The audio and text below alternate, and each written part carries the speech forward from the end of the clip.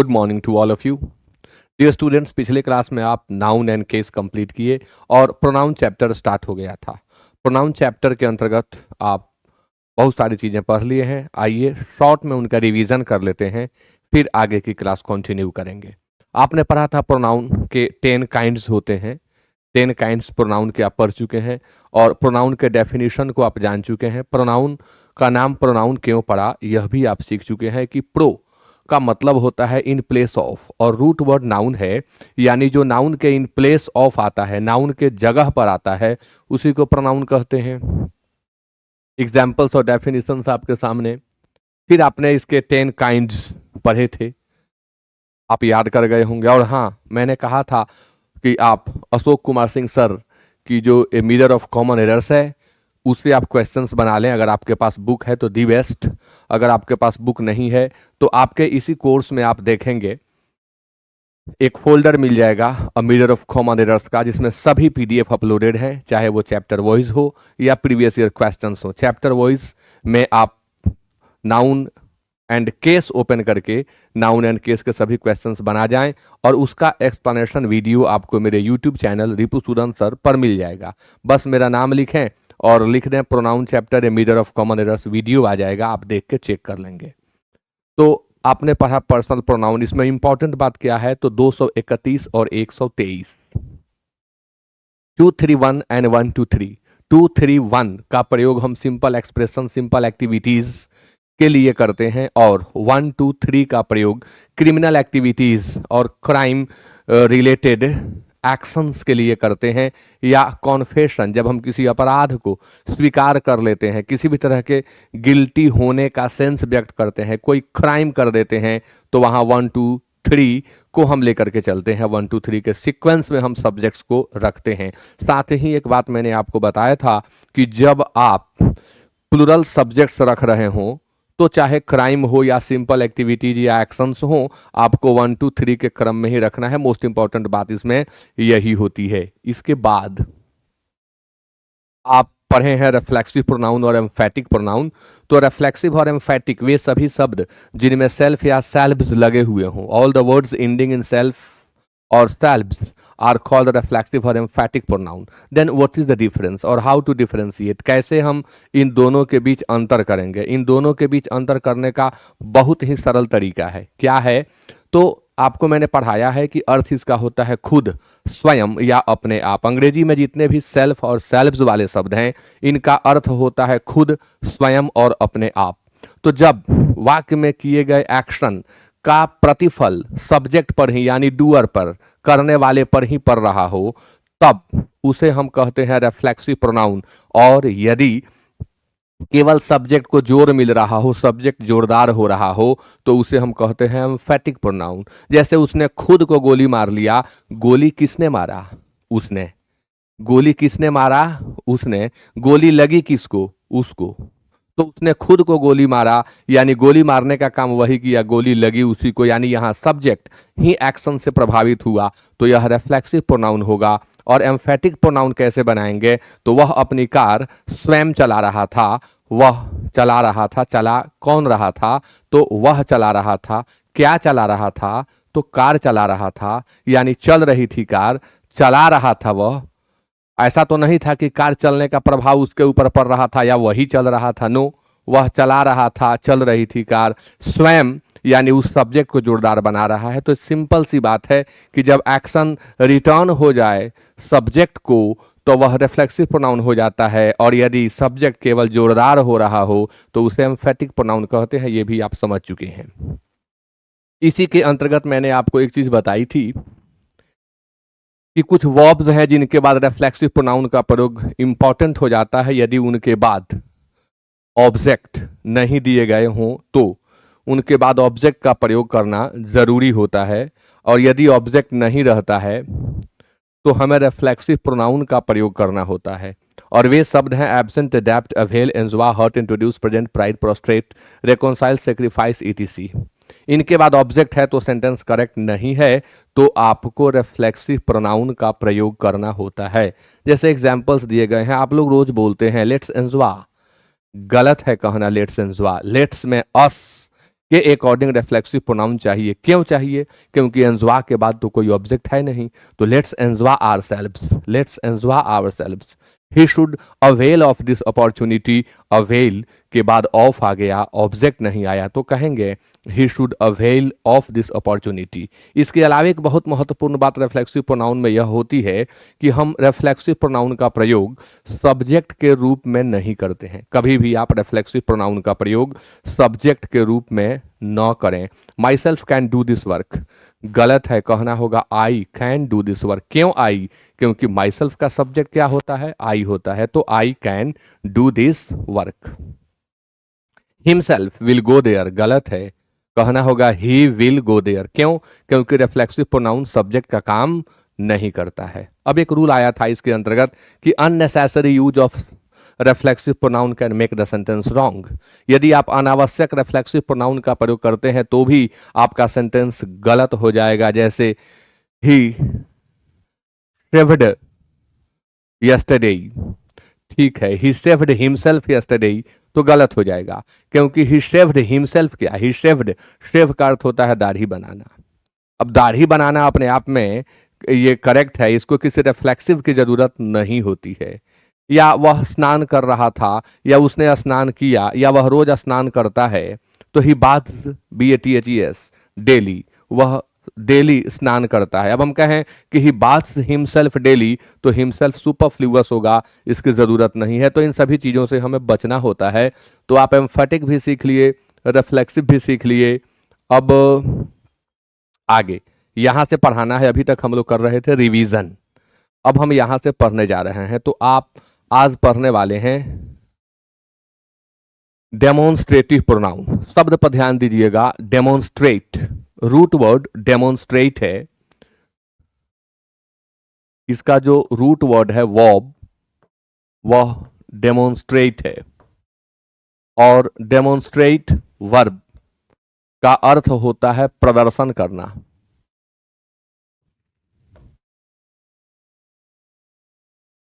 और इसका दूसरा अर्थ होता है संकेत या इशारा करना। डेमोन्स्ट्रेट प्रदर्शन करना, और डेमोन्स्ट्रेट का ही अर्थ होता है संकेत करना या इशारा करना।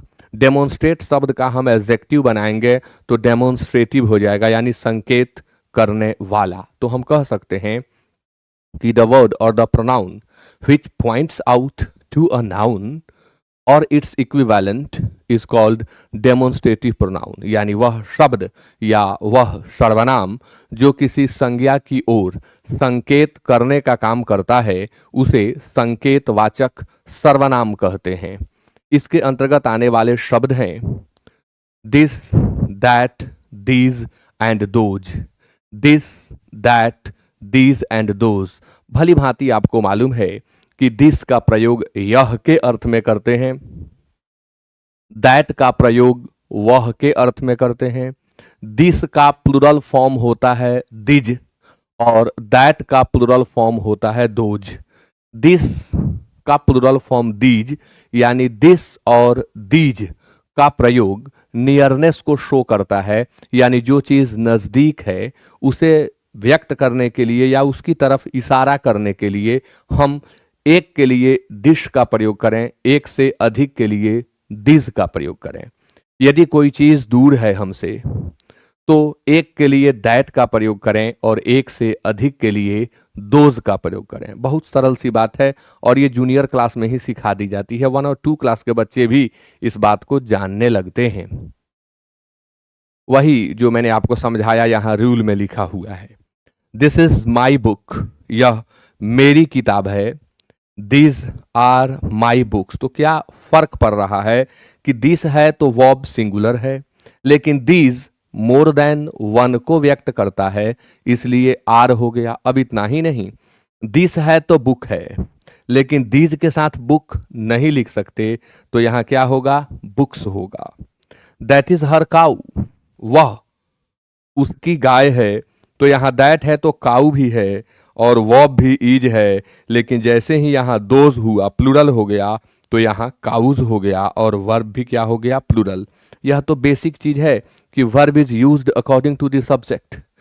यदि सब्जेक्ट सिंगुलर है तो वर्ब सिंगुलर होगा, और यदि सब्जेक्ट प्लूरल है तो वर्ब भी कैसा होगा? प्लूरल होगा। अब नेक्स्ट है जिसे हम डिस्ट्रीब्यूटिव प्रोनाउन कहते हैं। यह डिस्ट्रीब्यूट करने का काम करता है। डिस्ट्रीब्यूटिव शब्द अंग्रेजी में कहां से आया? तो डिस्ट्रीब्यूट से। डिस्ट्रीब्यूट शब्द वर्ब है, इसका अर्थ होता है वितरित करना, बांटना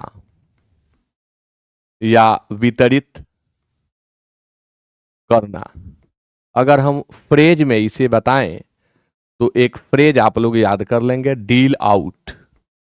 डील आउट का अर्थ भी होता है वितरित करना या बांटना। और खास तौर पर यदि पुरस्कार बांटने की बात की जाए तो वहां गिव अवे का प्रयोग करते हैं। गिव अवे, बांटना, खासकर पुरस्कार बांटने में गिव अवे का प्रयोग करते हैं। तो हिंदी व्याकरण में इसे विभाग सूचक सर्वनाम कहते हैं। विभाग सूचक सर्वनाम। क्या इसका डेफिनेशन है? The pronoun which refers to each one of a group is called distributive pronoun. यानी वह सर्वनाम जो किसी समूह से प्रत्येक का बोध कराता है उसे विभाग सूचक सर्वनाम कहा जाता है।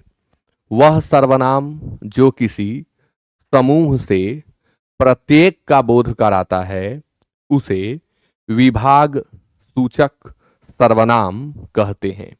अब ये जो विभाग सूचक सर्वनाम हैं इनमें क्या क्या आता है? तो ईच, आइदर एंड नाइदर, तीन शब्द आते हैं। ईच आता है, इसके अंतर्गत आइदर आता है, और इसके अंतर्गत क्या आता है? नाइदर। अब हमें जानना है कि इसका मीनिंग क्या होगा और इसका यूज क्या होगा। आइए यूज जानते हैं। Each, either and neither always take singular verb and singular possessive adjective. जब भी हम सेंटेंस में ईच, आइदर या नाइदर का यूज करेंगे तो आइए इसको हम एक ट्रिक में बदल देते हैं।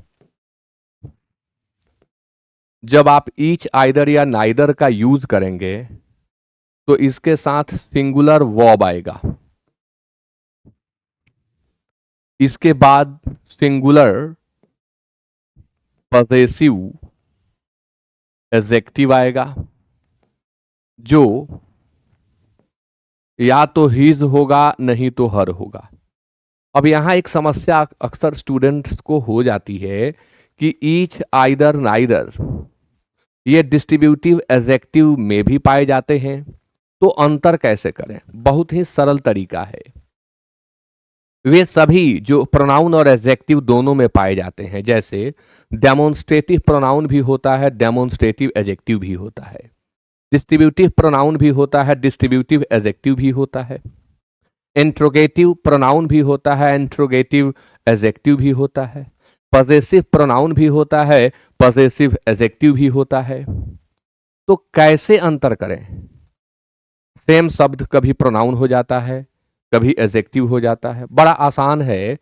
जब इन शब्दों के ठीक बाद कोई नाउन दिखाई पड़े तो ये एडजेक्टिव होंगे, यानी ये या तो डेमोन्स्ट्रेटिव एडजेक्टिव हो जाएंगे या डिस्ट्रीब्यूटिव वाले डिस्ट्रीब्यूटिव एडजेक्टिव हो जाएंगे, इंट्रोगेटिव वाले इंट्रोगेटिव एडजेक्टिव हो जाएंगे और पजेसिव वाले पजेसिव एडजेक्टिव हो जाएंगे।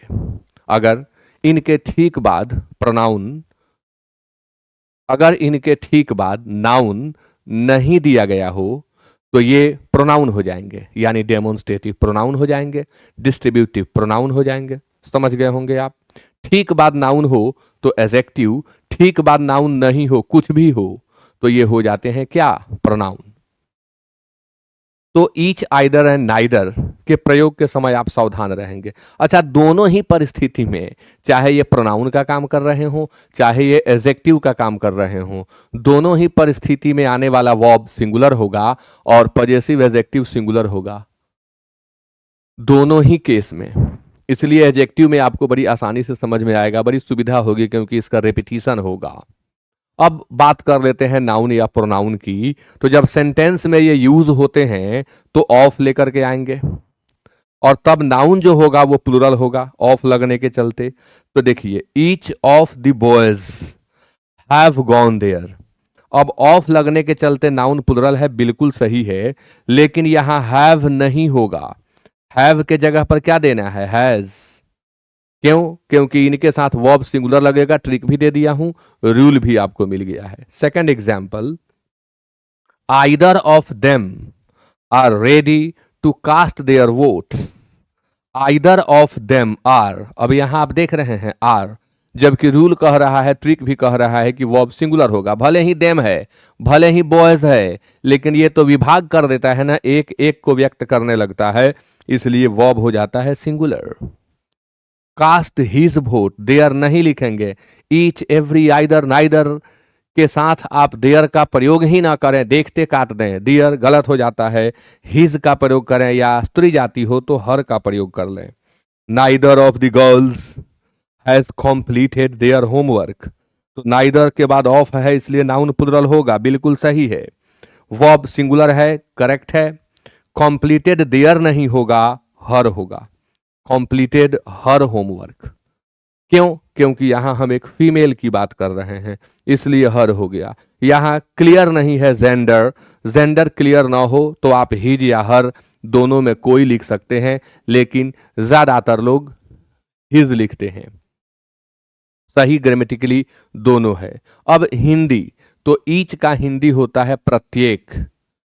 ईच का हिंदी अर्थ होता है प्रत्येक। आइदर का हिंदी अर्थ होता है दो में से एक, या दोनों में कोई। दो में से एक या दोनों में कोई, और ये नाइदर क्या है? तो दोनों में कोई नहीं, यानी आइदर का ही नेगेटिव है।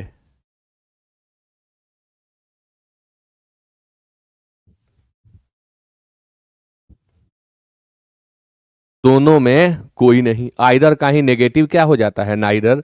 तो ये चीजें आप समझ लिए हैं, आइए इसके आगे बढ़ें। अब है इनडेफिनिट प्रोनाउन। इसका नाम क्या है? इनडेफिनिट। यह बना किससे? डेफिनिट से। यानी डेफिनिट मीन्स होता है निश्चित, इनडेफिनिट अनिश्चित। तो इनडेफिनिट प्रोनाउन को हम अनिश्चय वाचक सर्वनाम कहेंगे। अनिश्चय वाचक सर्वनाम, यानी यह किसी भी निश्चित सब्जेक्ट या ऑब्जेक्ट को डिनोट नहीं करता है। The pronoun that doesn't refer to any particular person or thing is called indefinite pronoun. यानी यह किसी भी व्यक्ति या किसी भी वस्तु को खास रूप से व्यक्त नहीं करता है, यानी निश्चित रूप से व्यक्त नहीं करता है, इसीलिए इसका नाम है अनिश्चय वाचक सर्वनाम। इसमें आने वाले शब्द हैं all, some, many, most, few, of few. The few नहीं, क्योंकि द फ्यू केवल एडजेक्टिव का काम करता है। Any, someone, no one, anyone, everyone, somebody, nobody, anybody, everybody, one और नन। आइए इसको ट्रिक से बताता हूं आपको। जितने शब्दों के लास्ट में वन या बॉडी मिले, ऐसे याद करिएगा, वे सभी शब्द जिनके लास्ट में वन या बॉडी मिले वे इंडेफिनिट प्रोनाउन हैं। जिनके अंत में वन या बॉडी मिले वे इंडेफिनिट प्रोनाउन हैं। केवल वन भी इंडेफिनिट प्रोनाउन है। ऑल क्यों इंडेफिनिट प्रोनाउन है? क्योंकि ऑल मीन्स सभी, किसी पर्टिकुलर पर्सन या थिंग की बात नहीं हुई। नन, कोई नहीं, यानी किसी किसी पर्टिकुलर का बोध नहीं हुआ। सम, कुछ। एनी, कोई। सेवेरल, अनेक। फ्यू, ना के बराबर। ऑफ फ्यू, कुछ। ये किसी खास को व्यक्त करते ही नहीं है, निश्चितता का बोध इनसे नहीं होता है, इसलिए इन्हें अनिश्चयवाचक सर्वनाम कहते हैं। अब इनका हिंदी अर्थ क्या होगा? तो जितने वन वाले शब्द होंगे, जैसे समवन, तो अर्थ हो जाएगा कोई। समवन मीन्स कोई। नो वन, मीन्स कोई नहीं, समवन का नेगेटिव नो वन हो गया। एनी वन एम्फेटिक सेंस रखता है, अर्थ होता है कोई भी। एवरी वन सभी। समबडी, अब जो काम समवन करेगा वही काम समबडी करेगा। समबडी कोई, नोबडी कोई नहीं, एनीबॉडी कोई भी, एवरीबडी सभी, वन कोई या हमें,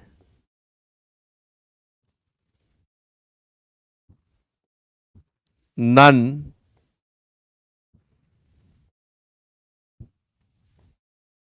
कोई नहीं। यह हो गया Hindi.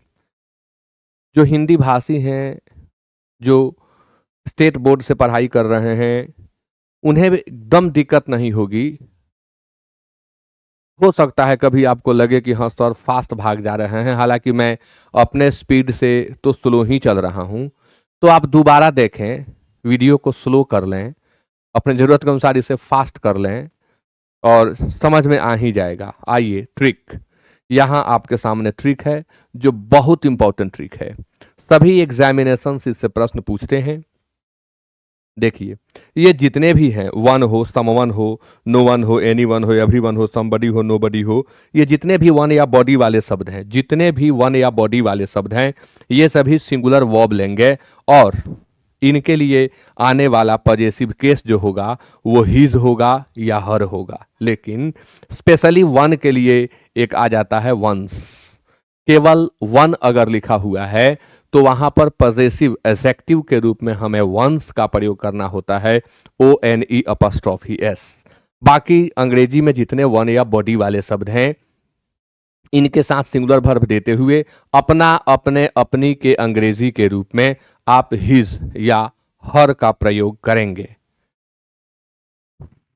Examples, one should love his country.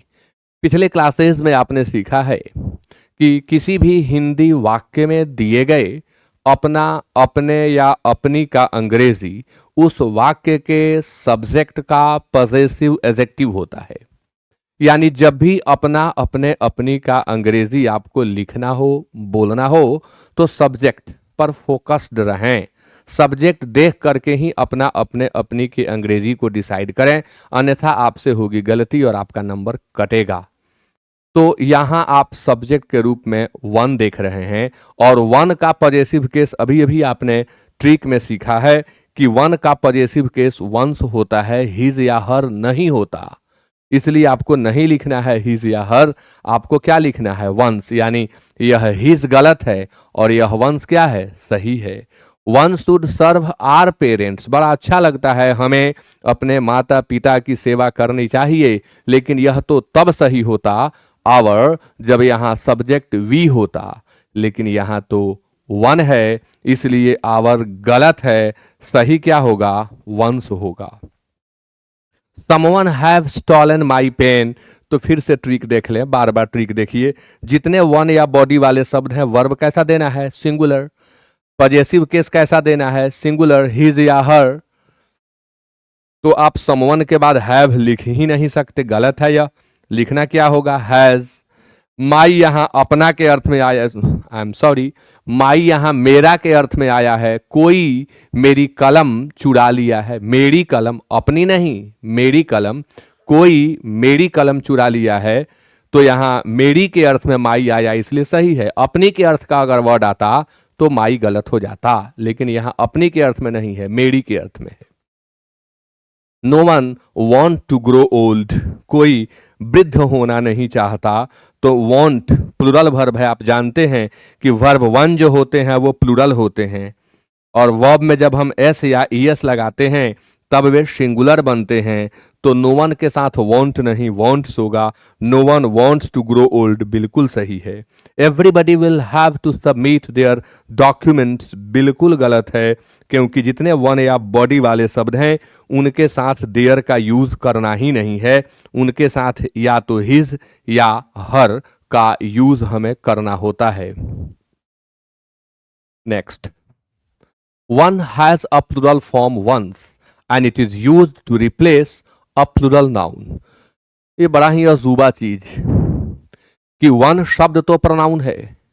अक्सर आप यही देखते आए हैं कि किसी नाउन के अंत में एस जोड़ने से वह प्लूरल फॉर्म में बदल जाता है, लेकिन क्या प्रोनाउन में भी ऐसा होता है? जी हाँ, वन इकलौता प्रोनाउन है जो नाउन की तरह प्लूरल फॉर्म लेता है, यानी वन किसी एक को डिनोट करता है, और यदि एक से अधिक को डिनोट करना है तो आपको वन में एस लगाना पड़ेगा और यह रिप्लेसमेंट के लिए यूज होगा। आइए एग्जाम्पल देखते हैं।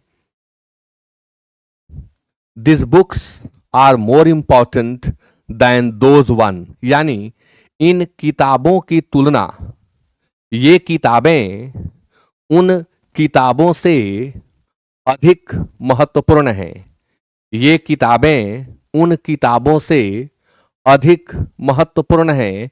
तो उन किताबों से यहाँ जो दोज शब्द है वह तो बहुत सारी किताबों को व्यक्त करने के लिए आया, तो इसके बाद वन नहीं आएगा, क्या आएगा? वंस, तब सेंटेंस करेक्ट होगा। Next, this rooms is more spacious than that ones. आप लिख ही नहीं सकते दिस रूम्स, क्योंकि दिस किसी एक को व्यक्त करता है और रूम्स जो है हम नहीं लिख सकते, हमें लिखना होगा दिस रूम। तो this room is more spacious than that one, यहां दैट वन चाहिए और यहां दिया हुआ है इसलिए यह करेक्ट है। यानी वन एक के रिप्लेसमेंट में यूज किया जाता है और वंस मोर देन वन के रिप्लेसमेंट में यूज किया जाता है। अब इसके अंतर्गत दूसरा ट्रिक है कि फॉर टू और for more than two, please wait, for two और फॉर मोर देन टू, पूछ रही है। For two and for more than two, दो के लिए हम आइदर का प्रयोग करते हैं, लेकिन संख्या जब दो से ज्यादा हो जाए तब हम एनी का प्रयोग करते हैं। संख्या दो हो तो हम आइदर का प्रयोग करेंगे और संख्या दो से अधिक हो जाए तब हम एनी का प्रयोग करते हैं। और उसी तरह से नेगेटिव में आइदर का नेगेटिव नाइदर होता है, तो नाइदर का यूज भी दो के लिए करते हैं, लेकिन संख्या जब दो से अधिक हो तब हम नन का यूज करते हैं। आइए इस पर भी एग्जाम्पल्स देखते हैं। Either of this three girls is eligible for this post. एक वर्ड आपको यहां बताएं, स्पेसस। स्पेसस जो वर्ड आप यहां देख रहे हैं, स्पेसस, इसका अर्थ होता है बड़ा, काफी जगह वाला, स्पेसस। जैसे कमरे के लिए कहते हैं कि स्पेसस है, यानी कमरा बड़ा है, कमरे में स्पेस काफी है। स्पेस शब्द का एडजेक्टिव बनाते हैं तो स्पेसस हो जाता है। कहां से आया स्पेसस? तो जो स्पेस शब्द है उसी का एडजेक्टिव है स्पेसस। इसके बदले यूज होने वाला शब्द होता है रूमी। रूमी मतलब ही स्पेसस होता है। और दूसरा वर्ड है कमोडियस। रूमी और कमोडियस का अर्थ भी होता है काफी जगह वाला, जिसमें जो बड़ा हो, जिसमें काफी जगह हो। आइए इसे समझते हैं। Either of this three girls is eligible for this post. Either of this three girls is eligible for this post, तो यहां आइदर के जगह पर हम किसका यूज करेंगे? एनी का। क्यों करेंगे? फिर से देख लेते हैं। आइदर का यूज कितने के लिए करना है? दो के लिए। और यहां जो चर्चा की गई वो दो से ज्यादा है, मोर देन टू है, इसलिए हमें क्या लगाना होगा? एनी। ठीक वही स्थिति नाइदर में रहती है। बार बार ट्रिक पढ़ेंगे तो आपको याद होगा ही होगा। Any of this three girls, अब आइदर हो, एनी हो, ईच हो, एवरी हो, someone, no one, anyone, everyone, somebody, nobody, anybody, everybody, इन सबके साथ वर्ब सिंगुलर होता है। एक बार में याद करें, इसलिए यहां इज होगा। एलिजिबल फॉर फिक्स्ड प्रेपोजिशन है, याद कर लें, यह अर्हता को व्यक्त करता है। हिंदी अर्थ होता है के योग्य। हिंदी अर्थ होता है के योग्य, एलिजिबल फॉर दिस पोस्ट, यानी तीनों में से कोई भी लड़की इस पद के योग्य है। None of the two candidates was deserving, दोनों में से कोई अभ्यर्थी योग्य नहीं है, डिजर्व योग्य होना, और उसी से बना हुआ है वो वर्ड डिजर्विंग जो एडजेक्टिव का काम कर रहा है। तो यहां संख्या कितनी है? 2। अब ये मत सोचें कि सर क्या हम 2 के जगह 4 5 नहीं लिख सकते हैं? No, you can not right.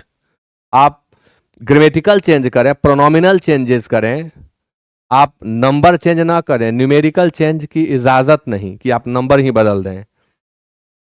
तो यहां 2 संख्या है तो नाइदर का प्रयोग कर लीजिए, neither of the two candidates was deserving.